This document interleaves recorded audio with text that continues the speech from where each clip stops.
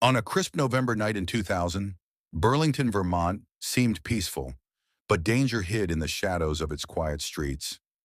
Carrie Thompson, a 19-year-old journalism student, left the university library with her worn backpack and a warm smile that could light up the gloomiest New England evening. She headed toward her apartment, a short walk through the heart of the college town she loved. The next morning, her desk in class sat empty, her phone went unanswered, and her apartment door remained locked with no sign of her return. What happened in the darkness that night would scar Burlington forever, leaving a mystery unsolved for 25 years. Before diving into the story, don't forget to subscribe to the channel and hit the notification bell to stay updated with the latest stories. On the evening of November 3rd, 2000, Carrie Thompson, a 19-year-old journalism student at the University of Vermont, left her late-night study session at the Bailey Howe Library in Burlington, the vibrant college town nestled by Lake Champlain. She was a familiar face to her peers, a young woman who was always smiling, curious, and full of a passion that made her unforgettable. That night, Carrie wore a green sweater, faded jeans, and carried her tattered backpack slung across her shoulder, the one she used to carry notebooks, and sometimes a few pressed leaves collected from her walks around campus. As she left the library, Carrie waved goodbye to her study group and the late-night stragglers with a warm smile, a smile that those who saw it would never forget, as it became the final image of her etched in their memories. Carrie walked toward her off-campus apartment, a cozy spot she often retreated to when seeking quiet, where she would sit scribbling story ideas and dream about her future as a journalist. The only daughter of the Thompson family, Carrie was not only her parents' pride, but also a light in the eyes of her friends, a young woman full of ambition, a lover of words who spoke passionately about her dream of uncovering truth through storytelling. That night, Burlington was, as it always was. Streetlights cast a soft amber glow on quiet sidewalks. The scent of pine and lake water drifted through the air, and no one could have imagined that in that ordinary moment, a tragedy was unfolding. The next morning, when her English professor called roll, Carrie's desk was empty. Friends initially thought she might have overslept or fallen ill, but by noon, when she remained unreachable by phone, worry began to spread. Her roommate reported that Carrie hadn't returned to the apartment all night, an unusual occurrence, as Carrie was punctual and never missed class without notice. The Thompson family immediately contacted her friends, professors, and favorite campus spots, hoping she was simply somewhere else, but their efforts were in vain. As dusk fell over Burlington, Carrie's parents sat in their modest home overlooking Lake Champlain, their hearts heavy with dread. A growing sense of fear consumed every fleeting moment of hope. In desperation, they called the Burlington Police Department to report their daughter missing. That call marked the beginning of a nightmare that neither the Thompson family nor this college town could have ever imagined. When the phone rang at the Burlington Police Department on the evening of November 4th, 2000, Michael Thompson's trembling voice was recorded in the report. "My daughter hasn't come home since last night. Please help us." The report was quickly relayed to night patrol units, and within hours, an official search began. Officers retraced Carrie's usual route from the Bailey Howe Library to the alley near Church Street. As the night deepened, cold lake breezes stung the faces of the search team. But in the tense atmosphere, everyone understood that every passing second was critical. Less than an hour later, flashlights scanning a quiet alley froze on an unsettling sight. Carrie's blue hatchback sat silently in a corner, its door slightly ajar, keys still in the ignition. There were no signs of preparation for a trip, no suitcase or belongings. Her tattered backpack lay neatly on the passenger seat, containing only a few notebooks and a pen. Everything suggested she had stepped out in a hurry and vanished without a trace. As investigators shone their flashlights on the pavement near the alley, they noticed chaotic footprints deeply imprinted, overlapping in no clear direction. One officer bent down and picked up a dark green piece of fabric caked with mud. Under closer inspection, they realized it was a torn sleeve of a sweater with a small dried blood stain on the edge. The scene suddenly grew heavy. This was no longer a simple missing person case, but bore the signs of a crime. News spread quickly, and within hours, the alley was cordoned off with yellow caution tape. Police cars lined up, their red and blue lights flashing against the brick buildings, while the wind continued to howl indifferently. Burlington residents began to gather, Anxious whispers spreading. Is it really Carrie? It can't be. She was smiling at me in the library yesterday. Fear and confusion rippled through the community as Carrie wasn't just a stranger. She was a familiar face. Carrie's parents arrived soon after. Susan Thompson collapsed at the side of her daughter's car, her trembling hands touching the hood still dusted with frost. Michael had to be supported by an officer, his eyes vacant as he stared at the pavement, where a flurry of footprints suggested his daughter's final struggle. Hot tears mingled with the chilly lake breeze, leaving a wound in their hearts that, even without answers, they knew Carrie had met with harm. That night, police deployed K-9 units to search the alley. The dogs followed a trail toward a nearby wooded path, stopping where the ground met a stream. Heavy rains had erased most traces, making further tracking impossible.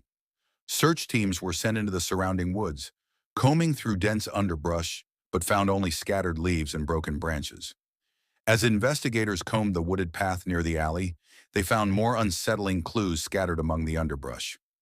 One detective spotted a broken pen, its ink spilled into the dirt, matching the one Carrie always carried.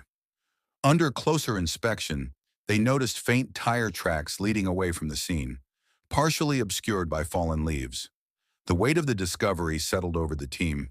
This was no longer a case of a lost student, but a chilling crime that demanded answers. News spread like wildfire, and by morning, the alley was sealed off with yellow caution tape. Police vans lined the narrow street, their red and blue lights casting eerie shadows on the old brick walls, while the murmur of the nearby stream flowed on, uncaring. Burlington students gathered nearby, their hushed voices trembling. Could it really be Carrie? It can't be. She was laughing with us in class just yesterday. Fear tightened its grip on the college town as Carrie wasn't just another name. She was a friend, a dreamer, a familiar presence. Carrie's parents returned to the scene at dawn. Susan Thompson clutched her daughter's scarf, found tangled in a bush, her fingers tracing the frayed edges, still damp with morning dew. Michael stood frozen, his gaze fixed on the tire tracks, where the faint outline hinted at his daughter's final moments. Silent tears mixed with the crisp autumn air, deepening a wound in their hearts that, even without closure, confirmed Carrie had faced harm. That morning, police called in forensic teams to analyze the scene. The teams followed the tire tracks to a nearby road, where they vanished into the pavement. Rain from the previous night had washed away most evidence, making further tracking impossible. Searchers scoured the surrounding woods, pushing through thick brambles, but found only scattered twigs and fading hope. Despair settled over the search team. As midnight struck, the search was paused due to limited visibility and heavy rain. The Thompson family was escorted home, exhausted and broken. Susan sat motionless on a couch, her eyes vacant, while Michael paced aimlessly. In their small living room, a photo of Carrie smiling with her journal became a knife to their hearts. On the morning of November 5th, local news broadcast an urgent alert. University of Vermont student missing, car abandoned near Church Street. Fear enveloped Burlington. Parents warned their children to avoid walking alone at night, and students whispered anxiously on campus. Carrie's friends couldn't believe the girl who studied with them just days ago had vanished. Questions swirled. Where did Carrie go? What happened in that dark alley? Who left those chaotic footprints and the bloodstained sweater? No one had answers, only a chilling truth. Burlington was no longer the safe haven they once believed it to be. In the first 2 days after Carrie's car and the unsettling evidence were found in the alley, the Burlington police worked tirelessly. They interviewed dozens of Carrie's close contacts, classmates, professors, neighbors. But the name that surfaced most in the investigation was Ryan Mitchell, Carrie's ex-boyfriend. Ryan, 21, was an English major at the same university. The two had dated for over a year, considered a perfect couple by many. But their relationship ended in August 2000, 3 months before Carrie's disappearance. The reason for the breakup was unclear. Some friends said Carrie wanted to focus on her journalism projects, while Ryan leaned into late-night poetry readings and socializing. Others claimed tensions arose late in the previous year, with frequent arguments over jealousy. As police sought potential suspects, Ryan became the prime focus.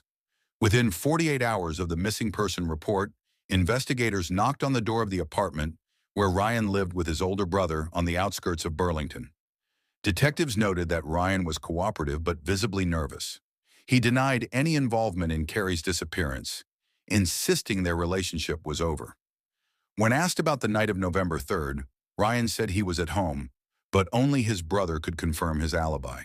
This raised suspicions as it meant he had an unverified window of time. In the following days, witnesses came forward. A classmate named Emma reported seeing Carrie and Ryan argue heatedly at a cafe near campus a week before Carrie vanished. According to Emma, the fight centered on Ryan's refusal to let go of the relationship while Carrie insisted on distance. Emma vividly recalled Ryan's angry expression as he stormed out, making his alibi seem less credible. News of Ryan's investigation leaked, sparking a firestorm among students. Friends of Carrie were divided. Some believed Ryan could have acted rashly in anger, while others thought he was incapable of such harm. The Thompson family was torn. Susan had once seen Ryan as a son, but after hearing about the argument, she began to fear he was responsible for their daughter's tragedy. Police pressed Ryan further, citing indirect evidence placing him near the alley that night. But Ryan stuck to his story. He was home with his brother watching a hockey game. His brother corroborated this, claiming Ryan never left the house. To verify or refute this, police collected Ryan's DNA and compared it to samples from the torn sweater at the scene. This was a pivotal moment, as DNA testing in 2000, while not as advanced as today, could still identify direct links. The results stunned many.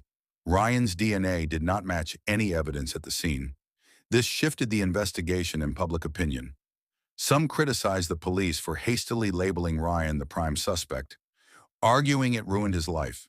Though temporarily cleared, Ryan remained tied to the case, facing pressure from peers, professors, and strangers, forcing him to pause his studies and leave Burlington.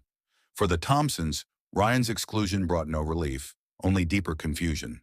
If not Ryan, who could have harmed Carrie? The question hung in the air unanswered, deepening their nightmare. In a local TV interview, Susan Thompson tearfully said, "I don't know what happened. I just want my daughter back." Her words silenced Burlington, underscoring that Carrie's disappearance was no longer just the Thompson family's pain. It was a wound shared by the entire town. Though Ryan was no longer the main suspect, suspicion lingered. To many, he remained the angry ex-boyfriend who fought with Carrie days before she vanished. In the shadowy gaps of the investigation, no one knew the obsession would haunt Ryan for years, like an indelible shadow. When DNA results cleared Ryan Mitchell as the primary suspect, the Burlington police informed the Thompson family that the investigation would explore other leads. But this brought no comfort to Carrie's parents. They didn't care whether Ryan was guilty. They only knew their daughter was gone without a trace, and each passing day made the hope of finding her alive feel more fragile. Susan Thompson spiraled into despair, barely able to leave her bed, while Michael tried to stay strong for his wife, though he too was breaking inside. A week after Carrie's disappearance, friends, professors, and Burlington residents held a prayer vigil in the alley near Church Street, where her car and initial evidence were found. Hundreds of candles formed a circle on the pavement, their flickering light reflecting on tear-streaked faces. Carrie's friends and fellow journalism students stood in a line, holding each other tightly, many sobbing uncontrollably. One of her professors spoke, voice choked.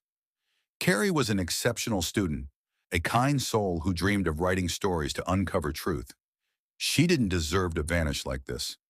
The Thompson family sat silently in the candlelit circle, Susan clutching a photo of Carrie to her chest, her hands trembling as if holding on to her daughter's last presents. Michael, a stoic man, couldn't stop tears from streaming down his face as he stared into the dark alley. The relentless wind seemed to echo the crowd's sobs, making the vigil a moment of unprecedented grief in Burlington's memory. Local media swarmed the event. Reporters crowded the alley, cameras flashing relentlessly. The largest Burlington newspaper ran the headline, "Burlington Mourns Carrie Thompson." TV stations broadcast live, showing the Thompsons sitting on the pavement, surrounded by candles and comforting embraces.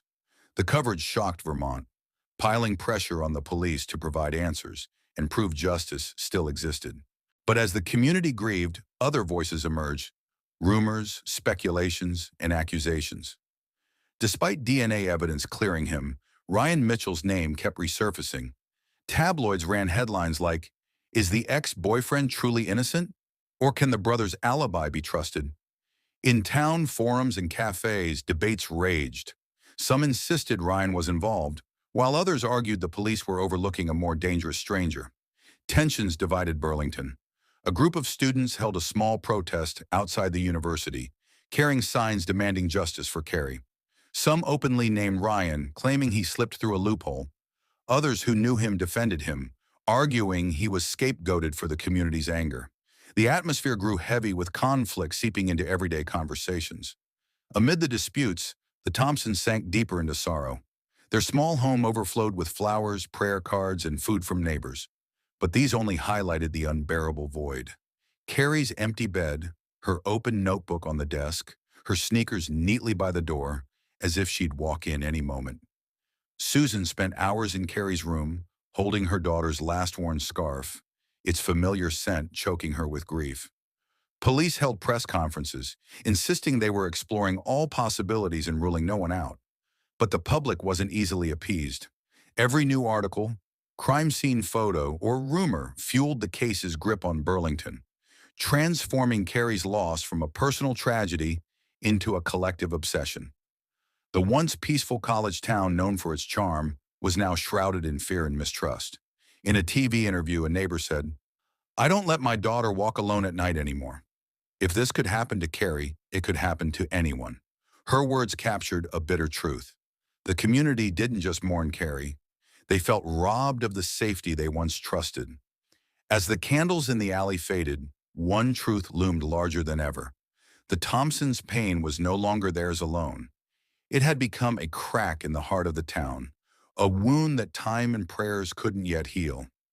After the alley vigil and a flurry of press conferences, many in Burlington believed the police would soon find the person behind Carrie Thompson's disappearance. But those initial days of fervor gave way to a harsh reality. No new evidence emerged. Police interviewed dozens of witnesses and reviewed every camera around the alley and library, but all leads ended in dead ends. DNA from the torn sweater and bloodstain was sent to CODIS, the national database. But in 2000, technology wasn't advanced enough to yield a match. The summer passed in exhaustion and despair. News coverage continued, but its frequency dwindled, moving from front pages to small corners of local news sections. The faces that once held candles in the alley gradually returned to their daily lives. Only the Thompson family remained trapped in a vortex of pain, never finding relief. Michael called the police station regularly, asking for updates, but each time received the same response. "We're still investigating, but there's nothing new." Every time he hung up, he felt another piece of hope slip away. By October 2000, after over 6 months of fruitless searching, the Burlington police had to admit they had no viable leads. Carrie Thompson's case was officially classified as a cold case. Those words appeared in the investigation file like an invisible sentence for the Thompson family. Justice was frozen, and their daughter might never return. When this news spread, Burlington was shaken once more, but this time in heavy silence. Gone were the sensational headlines and crowds gathering at the alley. Only a few short articles mentioned that the case had reached a dead end, urging anyone with information to contact the police. But those words faded in the minds of many, much like the prayer candles had long since burned out. The Thompson family, however, refused to accept the silence. Despite her declining health, Susan joined support groups for families of missing persons. She wrote dozens of letters to the Vermont governor and the FBI, hoping a higher authority would take notice. Michael tirelessly printed flyers, posting them in cafes, post offices, and schools, featuring Carrie's smiling face from her high school graduation. "Remember this face," he told anyone who took a flyer. "It can't be allowed to disappear." Their efforts touched many, but some began to turn away. Neighbors sighed, whispering that the Thompsons were torturing themselves and should learn to accept reality. But how could they accept it when Carrie's room remained untouched, her bed still bearing the imprint of her pillow, and every photo on the wall reminded them that a part of their flesh and blood was gone without answers. In the years that followed, Carrie Thompson's case was only mentioned on the anniversary of her disappearance. Old friends gathered with the family to light candles, pray, and then disperse into the night. The broader public had moved on, caught up in new events and hotter news. To the town, Carrie's case had become an old scar, painful but no longer bleeding. For Michael and Susan, the wound never healed. The loss of their daughter grayed their hair and slowed their steps. At every meal, Carrie's empty chair haunted them, and in fitful sleep, Susan dreamed of her daughter walking through the door, waving and smiling as she had that fateful night. Cold case. Those two chilling words not only froze the investigation file, but also a part of the Thompsons' soul. For them, time stopped on November 3rd, 2000, and for years to come, Burlington would live with a haunting truth. The person who took Carrie Thompson was out there, invisible within the community, while justice remained silent. From 2001 onward, Carrie Thompson's case was officially a cold case, and silence settled over Burlington like a thick fog. Each year on November 3rd, the Thompsons held a small memorial in the alley near Church Street. Candles were lit, lake winds blew fiercely, and Carrie's face in the photo glowed brightly in the light. But over time, attendance dwindled from hundreds to dozens, then just a small group of loyal friends and former professors. For Carrie's parents, this didn't diminish the memorial's meaning, but it underscored their growing isolation in their quest for justice. Michael and Susan visibly aged. By 2002, Michael's hair was nearly all gray, and Susan's once steady steps grew sluggish. The lingering pain of years took its toll, aging them twice as fast. Susan was hospitalized multiple times for heart issues, which doctors attributed to prolonged stress and depression. Yet each time she returned home, she sat in Carrie's room for hours, her eyes fixed on her daughter's belongings. Michael, though tougher, sat quietly on the porch each night, staring at Lake Champlain, where he believed his daughter was lost. To him, time halted in 2000, and everything since was a repetitive cycle without Carrie's smile. In Burlington, Carrie Thompson's case became an unhealed wound. Residents spoke of it as a cautionary tale, a haunting shadow. Parents told their children Carrie's story to warn them against walking alone at night. New students at the University of Vermont heard of the girl who vanished near Church Street as a sad town legend. Though no longer on front pages, the case lingered in the collective subconscious, a crack in Burlington's peaceful facade. Each year, local media ran a brief article on the anniversary, repeating, "Police continue to seek information." The Thompsons never gave up hope. After dozens of such reports, they became formulaic with little expectation of breakthroughs. Some grew tired of the topic, believing further efforts were futile. 25 years have passed since Carrie Thompson vanished from that Burlington alley, yet her name still lingers in whispers across the college town. The police have no new leads, no answers, and no trace of the vibrant journalism student who dreamed of changing the world with her words. The Thompson family, now frail and weary, still hold their annual memorial, lighting candles where Carrie's car was found, hoping one day the truth will surface. Their pain remains a silent scream, echoing through a town that can never fully heal. The mystery of Carrie's disappearance has become more than a case. It's a wound etched into Burlington's soul. Each unanswered question about the torn sweater, the chaotic footprints, the unknown figure who slipped away, haunts the community, a reminder that safety is fragile. Some still wonder about Ryan Mitchell, the ex-boyfriend cleared by DNA, while others believe a stranger lurks in the shadows of that November night. What happened to Carrie Thompson remains one of Vermont's most chilling unsolved mysteries. For the Thompsons, closure feels like a distant dream. Susan still sits in Carrie's untouched room, clutching her daughter's scarf, while Michael stares at Lake Champlain, searching the horizon for answers that never come.